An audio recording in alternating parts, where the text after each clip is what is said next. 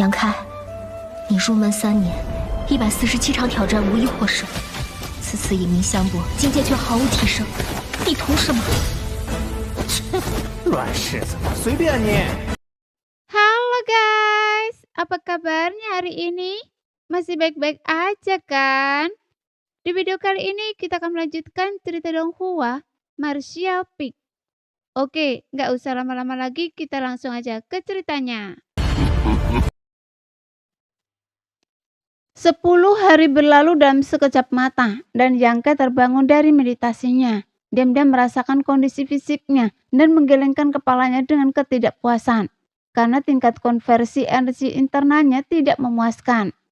Sebagai sesama seniman bela diri Raja Kekosongan, semakin banyak dan murni energi sumber di dalam tubuh mereka, semakin kuat kekuatan mereka. Pada saat ini hanya sedikit lebih dari 1/5 esensi sucinya yang telah diubah menjadi energi sumber. Dengan kecepatan ini dibutuhkan setidaknya 1 atau 2 tahun untuk sepenuhnya mengubah semua kekuatan di dalam tubuhnya. Melihatnya membuka mata, ketiga tahanan di sel itu semuanya tersenyum patuh, tetapi tidak ada yang berani berbicara. Seolah-olah citra Yangke yang kejam dan kuat telah tertanam dalam tulang mereka. Di tempat ini akan sangat mudah bagi Yangke untuk mengambil nyawa mereka, seolah-olah hidup mereka tidak berada di tangan mereka sendiri. Jadi bagaimana mungkin mereka tidak memuja Yangke? Bahkan Liu Qianyun telah banyak disanjung oleh ketiga orang ini beberapa hari terakhir ini. Meskipun Yangke meremehkan ketiga pengganggu pengecut ini, ia juga mendapatkan beberapa informasi dari mereka melalui percakapan santai. Ada banyak rumor dan cerita tentang sekte bulu biru dan alam bintang. Seperti yang diprediksi Yangke, sekte bulu biru bukanlah sekte yang baik, tetapi juga tidak jahat. Para pengikutnya hanya bertindak agak gegabah. Ada juga pavilion penghancur matahari di dekatnya yang sering berselisih dengan sekte bulu biru dan memiliki sejarah konflik yang panjang. Kekuatan mereka kurang lebih setara. Selain sekte bulu biru, seluruh alam bintang terbagi menjadi 4 wilayah utama: timur, selatan, barat, dan utara. Setiap wilayah sangat luas dan bahkan seorang ahli alam sumberdo mungkin tidak dapat melintasi satu wilayah pun seumur hidup mereka, yang menunjukkan betapa luasnya alam bintang. Setiap wilayah dibagi lagi menjadi prefektur yang tak terhitung jumlahnya. Dan sekte bulu biru adalah sebuah sekte di Giso, di wilayah selatan alam bintang. Giso mencangkup area seluas 80 juta mil persegi. Peringkatnya relatif rendah di wilayah selatan dalam hal jumlah ahli, kekuatan keseluruhan, dan luas wilayah.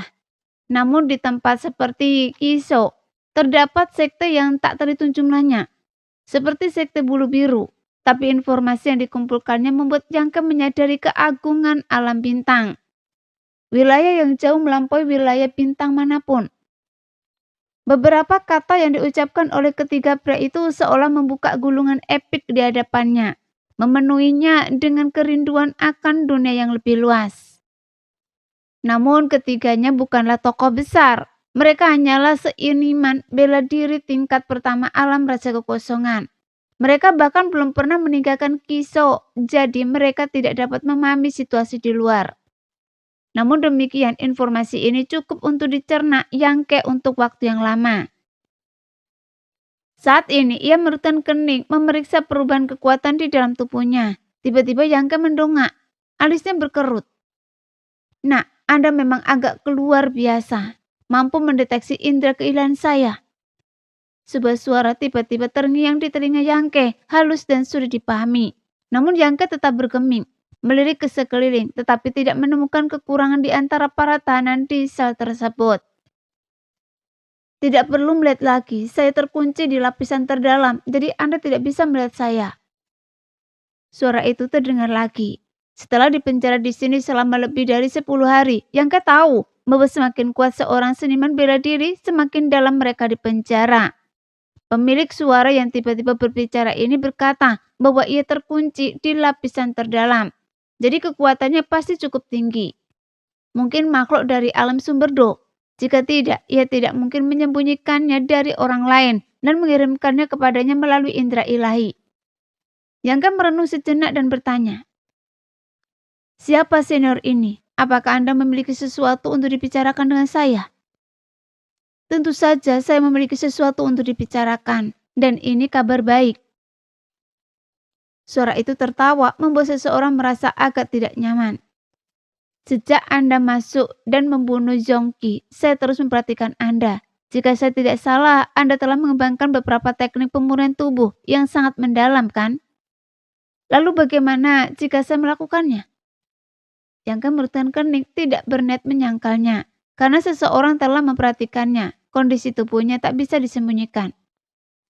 "Kalau begitu, saya butuh bantuan Anda. Senior, tolong bicara terus terang." "Keluarkan saya," kata pemilik suara itu, yang tak kuasa menahan tawa. "Senior bercanda, saya sendiri juga seorang tahanan, bagaimana mungkin saya bisa mengeluarkan Anda?" "Karena Anda bilang begitu, tentu saja saya punya cara." Pria itu mencibir. "Saya bisa mengajari Anda teknik rahasia untuk membuka batasan di tubuh Anda dan memulihkan kekuatan Anda. Dengan kemampuan Anda, selama Anda bisa memulihkan kekuatan Anda, tak seorang pun di penjara tulang ini bisa menghentikan Anda. Dengan begitu, Anda bisa dengan mudah mengeluarkan saya." Mendengar ini, mata Yangga berbinar. Pria itu melanjutkan, "Anda tidak ingin nasib Anda dikendalikan oleh orang lain, kan? Teknik rahasia saya pasti bisa membantu Anda menembus batasan di tubuh Anda." Suaranya berat, namun mengandung kekuatan yang tak tertahankan, sehingga Yangke hampir saja menyetujuinya. Tetapi saat kemudian ia terkejut, menyadari ada yang tidak beres.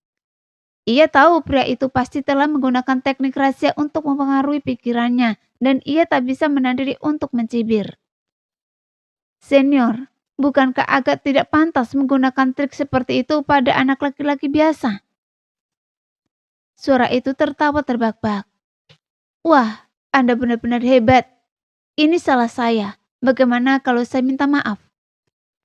Ia benar-benar meminta maaf dengan mudah, membuat Yangke terdiam. Setelah hening sejenak, Yangke berkata, "Karena Anda punya teknik rahasia untuk memulihkan kekuatan, mengapa Anda tidak menggunakannya sendiri? Mengapa Anda membutuhkan bantuan saya?" Suara itu menjawab, "Jika saya bisa menggunakannya sendiri, apakah saya membutuhkan Anda? Kekuatan saya tidak hanya terkekang, tetapi sendi-sendi saya juga dikunci oleh rantai yang terbuat dari emas pemusnahan oleh bajingan-bajingan itu. Jadi saya tidak bisa menggunakan teknik rahasia apapun. Lagi pula, bahkan jika saya memulihkan kekuatan saya dengan rantai emas pemusnahan ini, saya tidak akan bisa mengaktifkan sedikit pun kekuatan." "Saya mengerti." Yangke tampak tercerahkan. Meskipun belum pernah mendengar tentang rantai emas pemusnahan dari informasi yang terungkap dalam kata-kata pria itu, Yangke tahu bahwa benda ini jelas merupakan musuh bebuyutan sumber Do. Kalau tidak, bagaimana mungkin seorang ahli sumber Do dipenjara di sini dan tidak bisa melarikan diri? Satu pertanyaan lagi. Dengan begitu banyak seniman bela diri di penjara tulang ini, mengapa Anda memilih saya, senior? Dengan penglihatan Anda bisa tahu bahwa kekuatan saya tidak tinggi, kan? Yangga bertanya dengan hati-hati. "Saya secara alami tahu level Anda. Ada banyak yang lebih kuat dari Anda di penjara tulang ini. Namun rantai emas pemusnahan kebal terhadap energi sumber. Hanya kekuatan kasar yang dapat menghancurkannya. Jadi saya rasa Anda cukup cocok." Mendengar ini, Yangga akhirnya mengerti mengapa pria ini bertanya padanya sejak awal. Apakah dia telah mengembangkan teknik pemurnian tubuh yang sangat mendalam, dan itu karena keberadaan rantai emas pemusnahan. Pada saat ini, pikiran Yangke mulai berpacu. Meskipun dia tidak tahu siapa orang yang berbicara dengannya atau apa kekuatannya, dia saat ini dipenjara di sini, dan nasibnya tidak pasti. Jika pelindung Bian memerintahkannya untuk membunuhnya, ia yakin Yan Xiuran akan dengan senang hati melakukannya.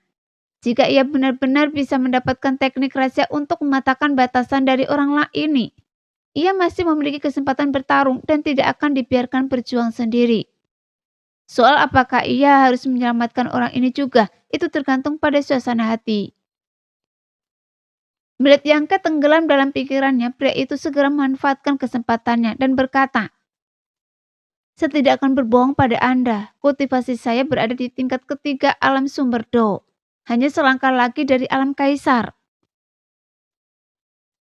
Jika Anda bisa menyelamatkan saya akan memberi Anda hadiah besar." Yangke terkejut mendengar penyebutan alam sumber tingkat ketiga. Kakak seniorku yang pernah ditemuinya sebelumnya hanya berada di tingkat pertama. Namun Yangke sudah berasa tak berdaya melawannya. Jika orang ini berada di alam sumber kekuatan, ia bisa dengan mudah membunuhnya. Jadi sebelum mengetahui karakter orang ini, Yangke tidak berani gegabah menyetujuinya, agar tidak rugi dan menyesal di kemudian hari.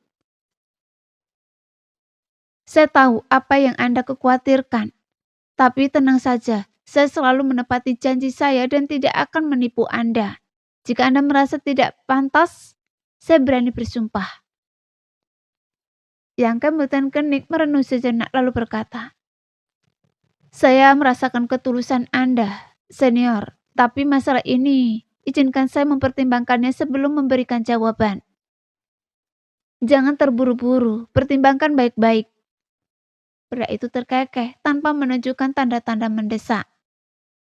"Ngomong-ngomong, bolehkah saya bertanya bagaimana saya harus memanggil Anda senior?"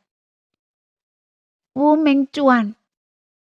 Yangke diam-diam mencatat nama pria itu, mulai mempertimbangkan untung ruginya setuju atau tidak. Sebenarnya ia harus setuju dulu dan memikirkan konsekuensinya nanti. Bagaimanapun mendapatkan teknik rahasia untuk menghilangkan batasan dan memulihkan kekuatannya sendiri adalah hal terpenting. Namun dengan kekuatannya saat ini, bahkan jika ia mendapatkan kembali kekuatannya, ia tidak akan bisa meninggalkan sekte bulu biru. Ia masih harus menyelamatkan Wu Mengshan dan mengandalkan kekuatannya. Tetapi jika itu terjadi, siapa yang tahu bagaimana Wu Mengshan akhirnya akan menghadapinya? Karena itu, Yangke ragu sejenak. Tepat saat ia berkulit dengan dilema ini, langkah kaki tiba-tiba bergema di lorong. Jadi Yangke mendongak kaget. Alisnya sedikit berkerut. Beberapa hari terakhir ini ia telah dibawa keluar dan disiksa oleh kedua penjaga itu setiap hari, masing-masing dengan durasi yang kurang lebih sama. Tetapi kali ini sepertinya waktunya belum habis. Jadi dia bertanya-tanya apa yang dilakukan para penjaga itu datang pada jam segini. Sesaat kemudian, kedua penjaga yang telah menyiksa Yangke muncul di pintu sel. Wajah mereka menunjukkan ekspresi aneh. Setelah membuka sel, mereka memberi isyarat kepada Yangke dan Liu Qianjun dan berkata, "Kalian berdua keluar." Yangke dan Liu Qianjun bertukar pandang tetapi tidak melawan.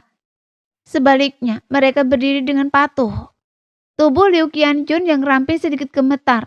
Tanpa sadar ia mengira akan bernasib sama dengan Yangke. Di sisi lain, Yangke bertanya dengan serius, "Apa perintah kalian berdua?" Salah satu penjaga mengamati Yangke dari atas ke bawah sambil menyeringai. "Anggaplah kalian beruntung. Pelindung Bian ingin bertemu dengan Anda." "Pelindung Bian?"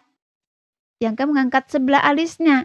Setelah dipenjara di sini selama lebih dari 10 hari tanpa menerima perintah apapun dari pelindung Bian, Yangke berasumsi bahwa pelindung Bian meremehkan dirinya dan Liu Qianjun. Tapi ia tidak menyangka bahwa pelindung Bian akhirnya ingin bertemu dengannya hari ini. Terlepas dari alasan pihak lain, Yangke melihat secerca harapan untuk melarikan diri.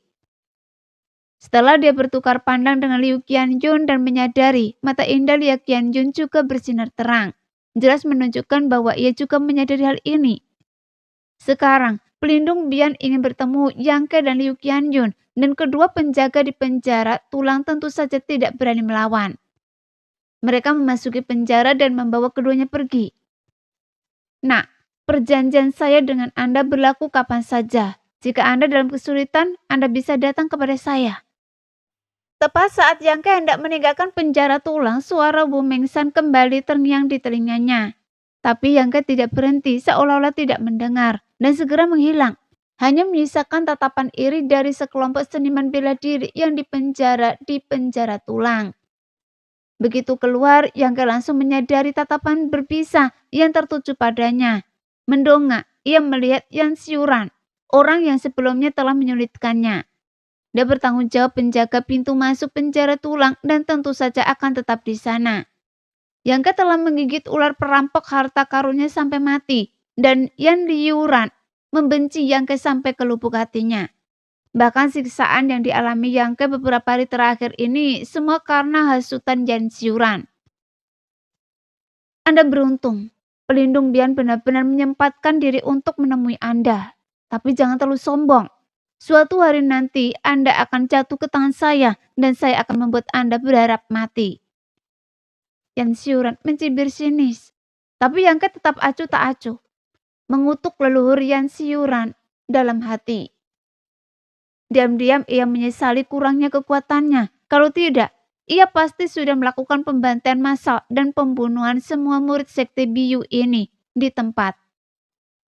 Namun ia juga tahu bahwa pihak lain terlalu kuat. Sekalipun ia bertarung sekuat tenaga, ia hanya akan berakhir menyedihkan.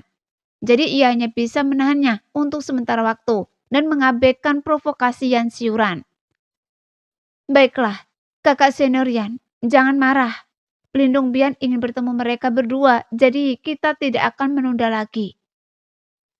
Penjaga penjara tulang itu tersenyum tipis, berkata kepada Yan Xiuran, lalu dengan santai melemparkan sesuatu kepada Yangke. Ini juga artefak terbang, tetapi sama sekali berbeda dari kapal yang dipamerkan oleh kakak senior kau. Artefak terbang ini menyerupai kereta perang. Lebih kecil dari kapal, tetapi masih cukup besar untuk menampung 4 atau 5 orang. Terlihat sangat garang dan megah. Pemilik kereta perang melompat ke atasnya, lalu melambaikan tangannya, menarik Yangke dan Liu Qianyun ke dalam kereta perang. Sesaat kemudian, kereta perang berubah menjadi seberkas cahaya, melesat menuju suatu lokasi di Gunung Biu. Tapi mereka terbang dalam diam. Tak lama kemudian kereta perang tiba di puncak gunung, tempat sebuah istana besar berdiri. Kereta perang mendarat di depan istana. Setelah Yangke dan Liu Qianyun turun, penjaga penjara tulang mengambil artefak terbangnya dan membisikkan beberapa patah kata kepada para penjaga di pintu masuk istana. Masuklah, pelindung sudah menunggu di dalam, kata penjaga istana dengan sigap tanpa menunjukkan niat mempersulit mereka. Semoga beruntung kalian berdua. Penjaga penjara tulang itu tidak berniat mengikuti mereka masuk. Sebaliknya, ia tersenyum tipis pada Yangke dan Liu Qianyun, memanggil kereta perangnya kembali dan kembali ke jalan asalnya. Yangke dan Liu Qianyun bertukar pandang, tahu bahwa ini adalah takdir dan mereka tidak bisa menghindarinya. Mereka hanya bisa menggertakkan gigi dan melanjutkan perjalanan. Diam-diam berdoa agar pelindung Bian tidak sulit diajak bicara. Sekarang kekuatan mereka masih tertahan dan mereka tidak bisa menimbulkan masalah di sekte Biyu yang kuat. Mengabaikan tatapan penasaran para penjaga di kedua sisi, Yangke dan Liu Qianyun melangkah masuk ke istana selangkah demi selangkah. Di dalam istana, ruangannya luas. 2 orang menunggu di depan mereka. Begitu Yangke dan Liu Qianyun muncul, tatapan mereka tertuju pada mereka. Seketika Yangke merasakan sesak di kulitnya. Perasaan di mata-matai menyebar ke seluruh tubuhnya, membuatnya sangat tidak nyaman. Mengikuti tatapan mereka, Yangke merutkan kening saat menemukan bahwa salah satu dari keduanya tidak lain adalah kakak senior Ko yang telah menangkapnya. Berdiri di samping yang lain.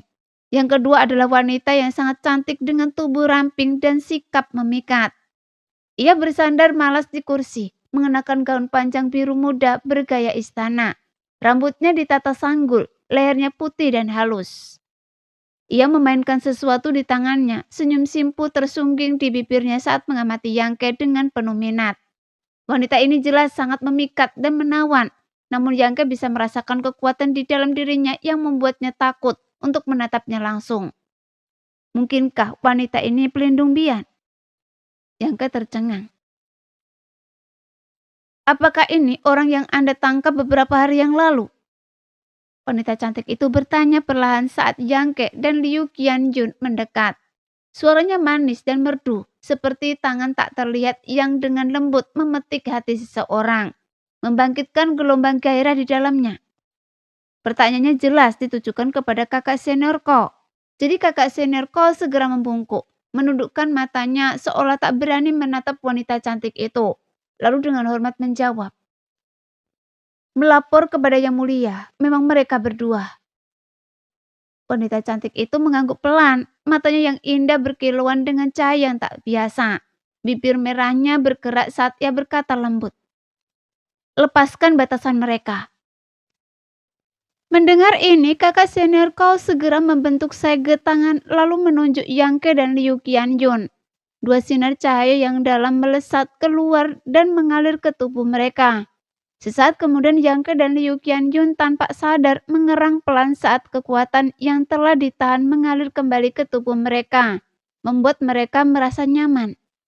Wanita cantik itu tiba-tiba terkekeh, lalu di bawah tatapan tercengang Yang Ke dan Liu Qianyun, pelan mengangkat telapak tangan gioknya.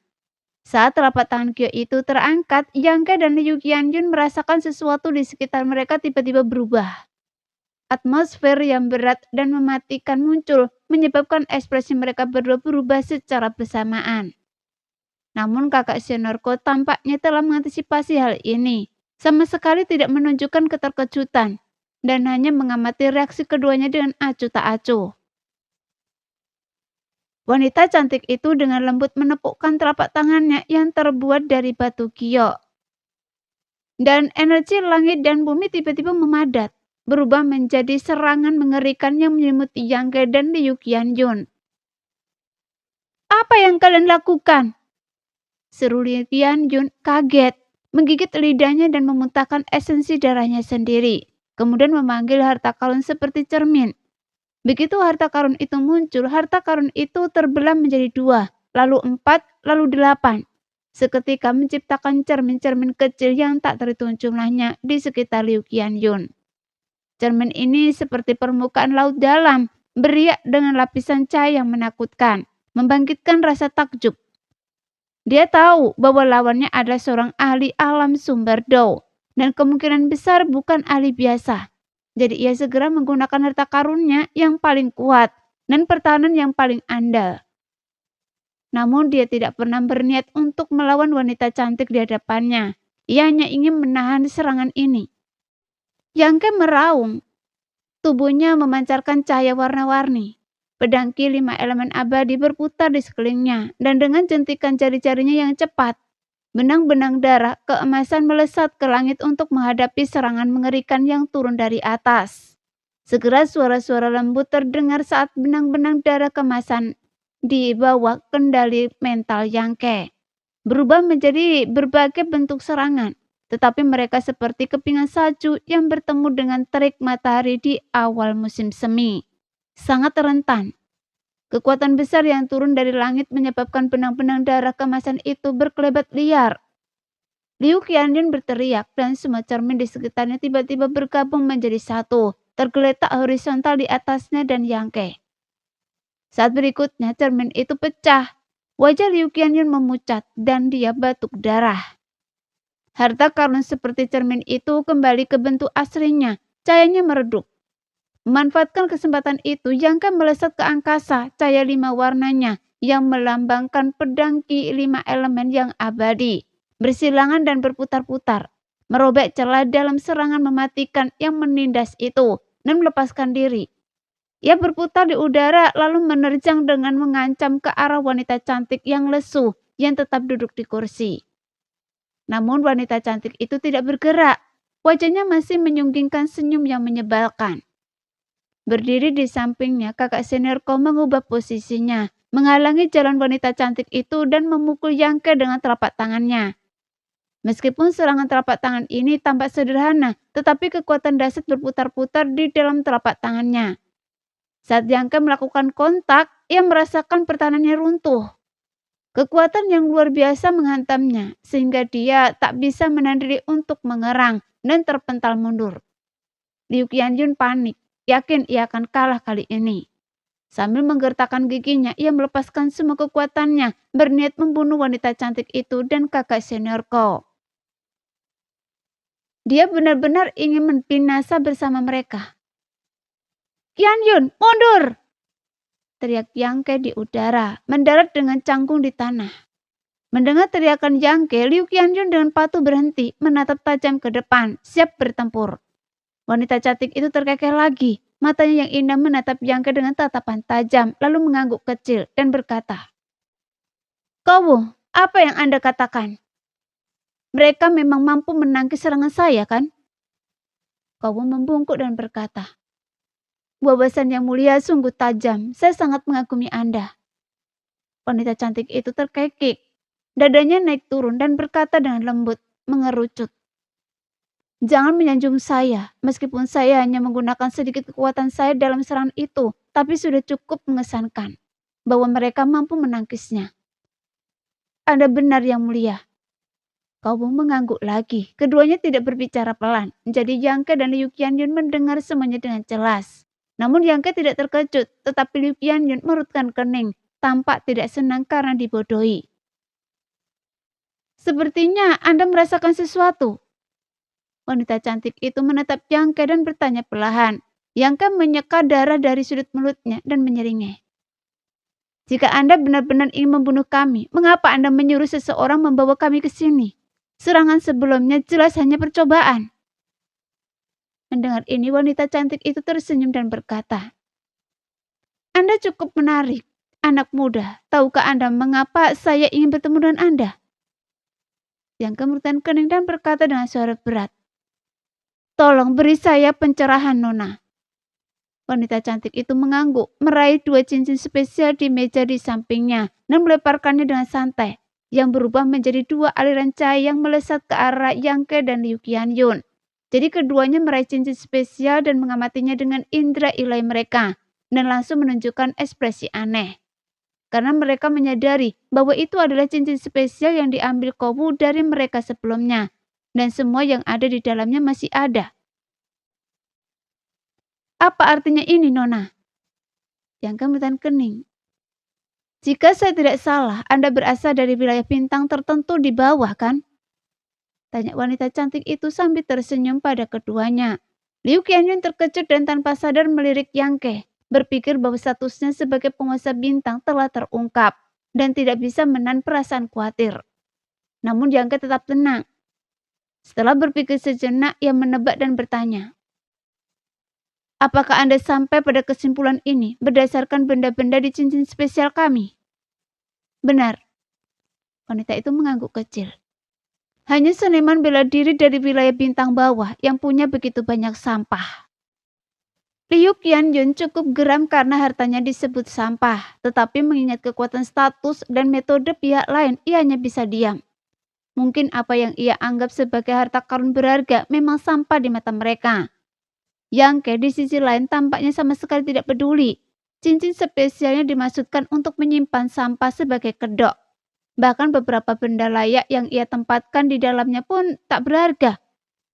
Menyebutnya sampah memang tepat. Jadi dia tersenyum tenang dan berkata, "Jadi kecurigaan Anda tidak sudah terbukti?" Kecurigaan yang ia maksud tentu saja terkait dengan mata-mata pavilion penghancur matahari. Wanita cantik itu tersenyum kecil. "Saya rasa begitu, tapi saya cukup penasaran. Dari wilayah bintang mana Anda berasal?"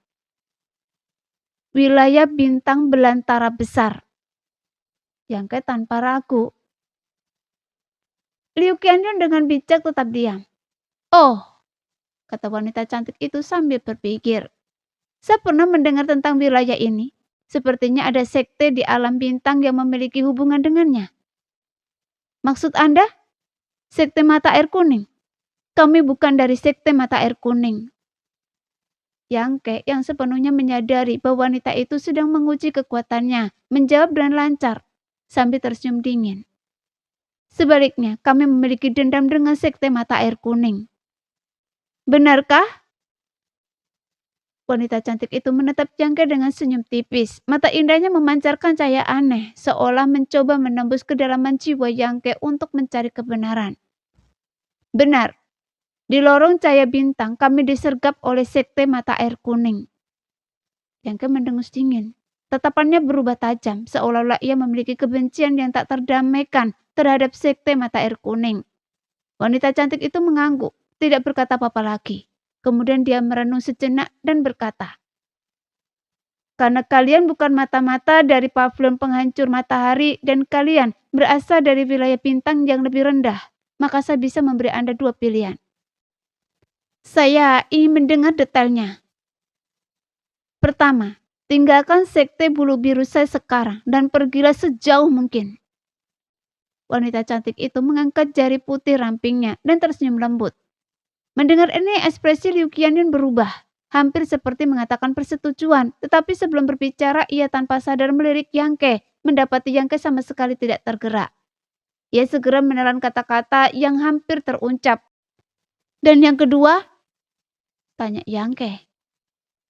Yang kedua tentu saja adalah bergabung dengan sekte bulu biru saya dan menjadi murid. Meskipun sekte bulu biru saya tidak dianggap sebagai sekte besar di wilayah selatan, sekte ini tetap memiliki pijakan. Bergabung di sini akan memberi Anda tempat tinggal dan ada seseorang untuk melindungi Anda di masa depan. Dan jika Anda mengalami kesulitan dalam kultivasi Anda, saya juga bisa membantu Anda. Hal yang begitu baik. Mata Yang Ke berbinar tampak sangat tergoda. Wanita cantik itu tersenyum tanpa bicara. Ia sangat puas dengan sikap Yang Ke. Yang Ke berpikir sejenak lalu bertanya. Saya punya pertanyaan lain. Bicaralah. Wanita cantik itu sedikit mengangkat dagunya. Ekspresinya arogan dan acuh tak acuh. Kekuatan kami tidak terlalu tinggi. Mengapa Yang Mulia ingin menerima kami ke sekte Anda? Yang Ke bertanya dengan suara berat. Wanita cantik itu menutup mulutnya dan berkata, karena Anda berasal dari wilayah bintang yang lebih rendah, seniman bela diri seperti Anda memiliki potensi besar untuk berkembang. Namun sayang sekali, Anda bukan penguasa bintang. Jika Anda seorang penguasa bintang, Anda akan menerima lebih banyak perhatian. Jadi begitu. Yang Ke mengangguk sedikit. Liu Qianyun pernah mengatakan hal ini kepadanya sebelumnya. Seniman bela diri dari wilayah bintang yang lebih rendah selalu merupakan jenius paling berbakat dan menjanjikan di wilayah mereka masing-masing, sehingga mereka sangat populer di kalangan sekte besar setelah tiba di alam bintang. Bahkan jika mereka bukan penguasa bintang, mereka tetap disukai oleh banyak tokoh kuat. Dan penjelasan wanita cantik itu sangat masuk akal. Lalu bagaimana Anda akan memilih? Tanya wanita cantik itu, menatap Yang Ke. Apa yang perlu dilakukan? Tentu saja saya akan bergabung dengan sekte bulu biru. Yang Ke setuju tanpa ragu, lalu menoleh ke Liu Qianyun dan bertanya. Bagaimana menurut Anda, Qianyun? Liu Qianyun tampak bingung, sama sekali tidak siap dengan keputusan tergesa-gesa Yang Ke. Ia sempat bingung ketika ditanya. Namun setelah bertemu pandang dengan Yang Ke, Liu Qianyun mengangguk. Kalau begitu, mari kita ikuti saran saudara Yang. Saya juga akan bergabung. Wanita cantik itu tersenyum anggun, berdiri dari kursinya dan berkata, mulai sekarang kalian akan menjadi murid sekte bulu biru saya. Untuk sementara di bawah yuridis saya. Kobu, antar mereka ke penginapan dan pastikan mereka berkultivasi dengan tekun. Jangan mengecewakan saya. Setelah itu wanita cantik itu berbalik dan pergi. Kobu dengan hormat menyapanya di belakangnya. Setelah wanita cantik itu pergi, Kobu tersenyum kepada Yang Ke dan Liu Qianyun kemudian berkata, mulai sekarang kita adalah sesama murid. Saya belum menanyakan nama kalian. Yang Ke menyapa kakak senior kau. Yang Ke tersenyum dan menangkupkan tangannya sebagai salam, tampak sangat akrab. Meskipun Liu Qianyun merasa canggung, ia hanya bisa memperkenalkan diri. Setelah mengetahui nama mereka dan Kowu berkata, jadi kalian adalah adik muda Yang dan adik muda Liu. Maaf telah menyinggung kalian beberapa hari yang lalu. Mohon jangan tersinggung. Saya punya misi yang harus diselesaikan. Kakak seniorku, Anda terlalu baik. Kami memang pernah salah sebelumnya. Ini bukan salah Anda. Kau mengangguk dan melambaikan tangannya sambil berkata, ikutlah dengan saya akan mengantar Anda ke penginapan. Duduklah dan biasakan diri dengan lingkungan sekitar. Sekte biu kami cukup baik. Mereka berjalan menuruni bukit hingga mencapai kaki gunung. Kemudian Kowu menunjuk dua rumah kayu yang bersebelahan dan berkata, Mulai sekarang ini akan menjadi tempat tinggal kalian. Setiap rumah dilindungi oleh aturan yang mengharuskan token identitas untuk diaktifkan. Seseorang akan membawakan token-token itu untuk kalian dalam beberapa hari. Mohon tinggal di sini selama 2 hari ke depan dan jangan berkeliaran. Setelah token kalian terkumpul, kalian bisa keluar dan menjelajah. Kalau tidak, kalian mungkin akan menghadapi masalah yang tidak perlu. Dimengerti. Yangke mengangguk dan bertanya. Kalau begitu, kakak seniorku, apa yang perlu kita lakukan setiap hari? Kau tersenyum dan berkata, untuk saat ini kalian tidak perlu melakukan apapun, fokus saja pada kultivasi kalian. Jika ada misi yang muncul, saya akan mengurus kalian. Lagi pula kita semua berada di wilayah yuridis pelindung pian. Puncak-puncak lainnya bukan urusan kita. Kita hanya perlu mengikuti perintah pelindung pian. Baiklah, sekian untuk hari ini. Kita bicara lagi lain kali. Sambil berbicara, Kobu hendak pergi, tapi Yangke tiba-tiba teringat sesuatu dan buru-buru berkata, kakak senior kau, ada apa? Kobu bertan kening tanpa sedikit tidak sabar. Yangke mendekat dan bertanya dengan suara rendah. Kakak senior kau, tingkat kultivasi pelindung. Kobu terkekeh pelan. Tingkat ketiga alam sumber Do, itu bukan sesuatu yang bisa Anda cita-citakan saat ini. Kultivasi harus dilakukan selangkah demi selangkah. Kakak senior kau benar.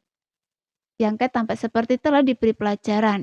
Setelah Kobu pergi, hanya misalkan Yangke dan Liu Qianjun. Ekspresi Yangke tiba-tiba berubah dingin. Ia mengedipkan mata pada Liu Qianjun, lalu dengan santai menemukan sebuah gubuk kayu dan masuk ke dalamnya. Liu Qianjun mengikutinya dari belakang. Ruangan itu hanya dilengkapi dengan tempat tidur, futon, meja, dan kursi. Meskipun tampak seperti sudah lama tak terpenghuni, ruangan itu tampak bersih, jelas karena adanya penghalang pelindung. Setelah Yangke duduk, ia menggunakan indera ilainya untuk mengamati sekeliling, dan setelah memastikan tidak ada yang menguping, ia berkata, Anda ingin bertanya kenapa saya bergabung dengan Sekte Bulu Biru, kan? Liu Qianjun berpikir sejenak dan berkata, saya memang punya pertanyaan itu, tapi setelah memikirkannya dengan seksama, mungkin inilah satu-satunya cara kita untuk bertahan hidup. Benar, meskipun pelindung pian memberi kita 2 pilihan, siapa yang tahu apa konsekuensinya jika kita memilih jalan yang lain. Anda sudah melihat bagaimana orang-orang Sekte Bulu Biru bertindak. Mereka bukan orang baik. Yangke mendesah. Liu Qianjun juga tersenyum ketir. Saya tidak menyangka akan seperti ini setelah masuki alam bintang.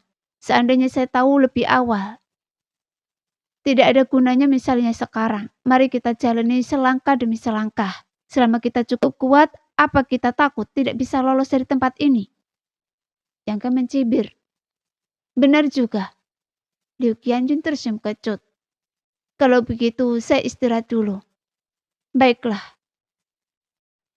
Beberapa hari berikutnya berlalu dengan damai. Karena rencana identitasnya belum diberikan, Yangke tidak berani bergerak bebas dan hanya mengurung diri di kamarnya untuk berkultivasi. Dengan terlepasnya batasan dari tubuhnya, kecepatan konversi esensi suci menjadi kekuatan sumber meningkat cepat. Yangke sama-sama bisa merasakan bahwa ia akan mencapai ambang batas tingkat ketiga alam Raja Kekosongan. Sebelum memasuki alam bintang, ia telah menghabiskan beberapa tahun di wilayah mati di luar bintang gelap. Memahami kekuatan kaisar yang tak terbatas mengalir di sana dan mendapatkan manfaat yang luar biasa. Setelah mengumpulkan kekuatan lebih lanjut di jalur cahaya bintang, ia memiliki keyakinan penuh untuk menembus ke tingkat ketiga alam Raja Kekosongan. Namun ia tidak terburu-buru. Lagi pula ia masih baru di sini dan baru saja bergabung dengan Sekte Bulu Biru. Jika ia tampil terlalu mencolok, kemungkinan besar akan mengundang masalah yang tidak perlu. Jadi setelah mencapai puncak, Yangke justru memperlambat kemajuan kultivasinya, membiarkan tubuh fisiknya menyerap cahaya bintang. Mengubah esensi suci menjadi kekuatan sumber, dan berubah untuk mempermudah terobosan berikutnya. Beberapa hari kemudian, Kobu membawa rencana identitas Yangke dan Liu Qianjun. Dengan rencana ini, mereka resmi menjadi murid Sekte Bulu Biru. Bebas bergerak kecuali di area terlarang tertentu. Yangke memanfaatkan kesempatan ini untuk berkeliling, mengenal beberapa murid Sekte Bulu Biru. Terlepas dari kepribadian mereka, mereka semua adalah ahli alam Raja Kekosongan. Sebagai seniman bela diri dari wilayah bintang, mereka tentu saja tahu banyak tentang urusan sekte tersebut. Setelah beberapa penyelidikan, Yangke mendapatkan beberapa informasi berharga. Sekte Bulu Biru tidak memiliki ahli alam kaisar. Yang ada 5 ahli sumber do level 3. Salah satunya adalah pelindung Bian Yuking. Ini kira-kira sesuai dengan perkiraan awalnya. Setelah mengetahui bahwa Bian Yuking adalah ahli sumber do level 3, Yangke menduga bahwa bahkan jika Sekte Bulu Biru memiliki ahli alam kaisar, mereka tidak akan banyak. Dan tingkat kultivasi mereka tidak akan tinggi. Karena tingkat kultivasi pelindung secara langsung mencerminkan kekuatan tempur tertinggi sekte tersebut. Selain Bian Yuking, ada 4 kultivator sumber do level 3 lainnya. 1 adalah pemimpin sekte dan 3 lainnya juga pelindung. Masing-masing bertanggung jawab atas salah satu dari 3 puncak utama. Keempat pelindung masing-masing memiliki tugasnya sendiri dan tidak saling mengganggu. Nah, sekian dulu cerita kali ini. Kita lanjut lain hari ya guys ya. Bye-bye.